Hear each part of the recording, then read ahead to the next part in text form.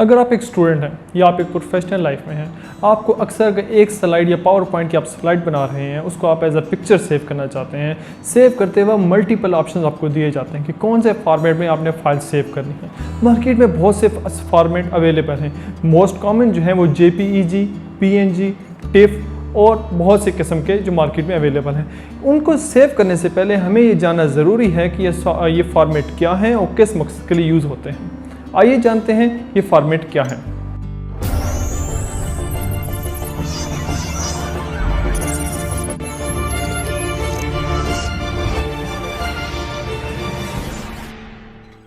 अगर देखा जाए तो ये फॉर्मेट दो तरह के होते हैं। इनको ग्राफिक्स कहा जाता है, रोस्टर ग्राफिक्स और वेक्टर ग्राफिक्स। रोस्टर ग्राफिक्स के अंदर हम पिक्सेल्स का यूज़ करते हैं। उसकी मोस्ट कॉमन एग्जांपल जो है JPEG है, जिसको हम इनलार्ज करते हैं तो पिक्सल फटने लगते हैं। जबकि वेक्टर ग्राफिक्स की मोस्ट कॉमन एग्जांपल EPS है, जिसको हम जितना भी इनलार्ज कर लें वो उसके पिक्सल डिस्टॉर्ट नहीं होते। बेसिकली वो पिक्सल का बना ही नहीं होता, वो कंपोज हुआ होता है एक पाथ का कि ये पाथ में इस लोकेशन पे ये पर्टिकुलर स्ट्रेंथ का इमेज आएगा यहाँ पे क्योंकि वो एक इमेज को मल्टीपल हिस्सों में डिस्ट्रीब्यूट कर देता है और पाथ डिफाइन कर देता है कि आप इस पाथ पे इस जगह पे ये इमेजेस लगाएं तो एक कंप्लीट शेप बन जाएगी। तो इस तरह वेक्टर ग्राफिक्स को हम इनलार्ज किया जा सकता है, जबकि रोस्टर ग्राफिक्स को इनलार्ज नहीं किया जा सकता।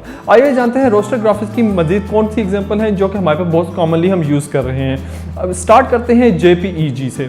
JPEG stand for joint photographic expert group.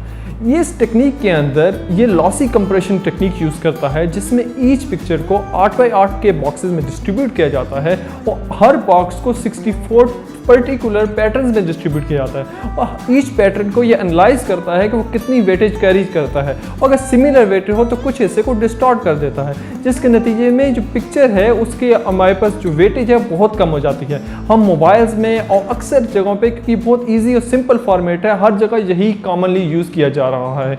लेकिन इसके एक थोड़ा सा ड्रॉबैक है कि जब भी आप इस पिक्चर को इनलार्ज करते हैं स्पेसिफिकली शार्प एजेस में तो ये पिक्सल फटने लगते हैं। लेकिन अगर एक सिंपल शेप के अंदर it's very good format to be use.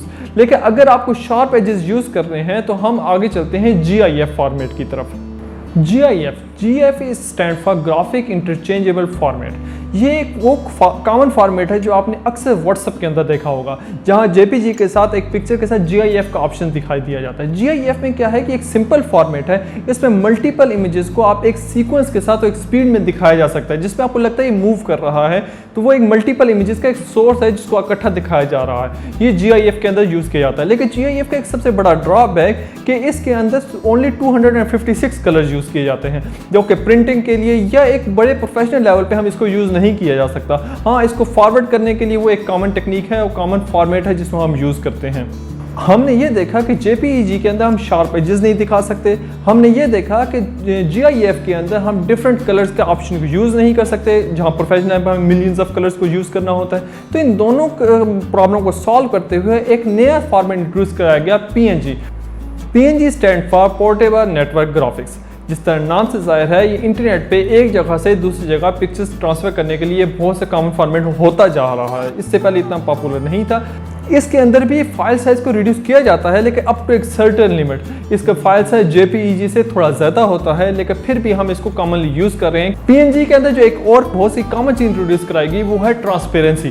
Transparency के बारे में जानना बहुत ज़रूरी है। लाइक आप कोई भी स्लाइड बना रहे हैं, आप स्टूडेंट हैं या प्रोफेशनल लाइफ के अंदर हैं, पिक्चर्स मुख्तलिफ टाइप्स की आती हैं। लाइक एक बस की शेप में आपको दिखा रहा हूँ। बस की शेप के अंदर ये एक ओरिजिनल बस है जिसका बैकग्राउंड वाइट कलर का है, लेकिन अगर आप यही पिक्चर आपके अपनी स्लाइड्स में या कहीं पे भी यूज़ करते हैं तो वो बैकग्राउंड वाइट उसके साथ जा रहा है। जबकि ये दूसरी इमेज, इस इमेज के अंदर आप ये देख रहे हैं कि सिर्फ बस की इमेज है। आप इसको जहाँ भी उठा के कट कॉपी पेस्ट करेंगे सिर्फ बस की ही शेप जाएगी, उसका बैकग्राउंड साथ नहीं जाएगा। तो PNG के अंदर हम ट्रांसपेरेंसी का फीचर इंट्रोड्यूस कराएगा जो कि बहुत यूजफुल है। अभी तक हमने जाना JPEG, GIF एंड PNG। इन तमाम केसेस के अंदर साइज़ को एक ख़ास इंपॉर्टेंस दी जाती है, लेकिन कुछ से एरियाज़ ऐसे हैं जहाँ साइज़ मैटर नहीं करता, क्वालिटी मैटर करती है। हाँ, प्रोफेशनल लेवल पे जब आप फोटोग्राफी कर रहे हैं तो आपको सिर्फ उस एक फ़ाइल का साइज़ मैटर नहीं देख रहे, आप सिर्फ पिक्चर की क्वालिटी देख रहे हैं, क्योंकि फ्यूचर में आप इसी पिक्चर को प्रिंटिंग के लिए मल्टीपल अदर पर्पसेस के लिए यूज़ करने जा रहे हैं। तो वहाँ पर आप एक नया फॉर्मेट जो बहुत कॉमन है वो यूज़ करते हैं, उसका नाम है TIFF, tagged image file format. इस फॉर्मेट के अंदर पिक्चर का साइज़ बहुत ज़्यादा होता है, लेकर आपको as it is original picture आप सेव करते हो, जिसको फर्दर आप किसी भी पर्पज के लिए यूज़ कर सकते हैं। टिफ इमेज का मोस्ट कॉमन यूज़ जो है वो प्रिंटिंग के लिए यूज़ किया जाता है। जब भी क्योंकि प्रिंटिंग के अंदर मिलियंस ऑफ कलर का यूज़ हो रहा है, अगर आप टिफ में पिक्चर को सेव नहीं कर रहे और आप वैसे जेपीईजी की पिक्चर को प्रिंट करते हैं तो पिक्चर्स आपको ओरिजिनल पिक्चर नहीं मिलती। लेकिन आप टिफ की पिक्चर को जब आप प्रिंट करते हैं तो आपको as it is original colours मिलते हैं। उसके बाद एक कॉमन फॉर्मेट आता है रॉ इमेज। रॉ इमेज आप सब जानते हैं कि एक ज़माना था डिजिटल नेगेटिव यूज़ किए जाते थे, जिससे हम पिक्चर्स को एक्सट्रैक्ट करते थे। हम कहते थे वो पिक्चर धुलवाई है तो हमें पिक्चर उसमें से निकली है। वो रॉ नेगेटिव सबसे बेहतरीन फॉर्मेट वही था। लेकिन रॉ नेगेटिव इमेज क्या है कि उसके अंदर पिक्चर्स की ओरिजिनल पिक्चर सेव नहीं हो रही, पिक्चर्स की इंफॉर्मेशन सेव हो रही है। उस इंफॉर्मेशन को आप डायरेक्ट एक्सट्रैक्ट भी नहीं कर सकते, आपको डेस्कटॉप में एक डिफरेंट सॉफ्टवेयर यूज़ करने पड़ते हैं उस पिक्चर की इंफॉर्मेशन को एक्सट्रैक्ट करने के लिए।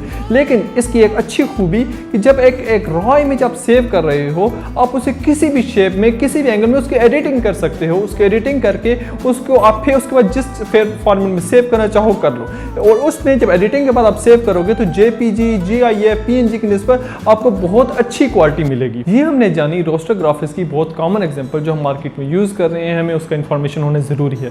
इसके अलावा वेक्टर ग्राफिक्स के अंदर PSV, PDF बहुत से अदर फॉर्मेट्स मौजूद हैं, लेकिन उसके बारे में अभी एट द मोमेंट हमें जाना ज़रूरी नहीं है। अगर आप उसके बारे में इन्फॉर्मेशन लेना चाहते हैं तो मैं डिस्क्रिप्शन में उसका लिंक अटैच कर दूँगा।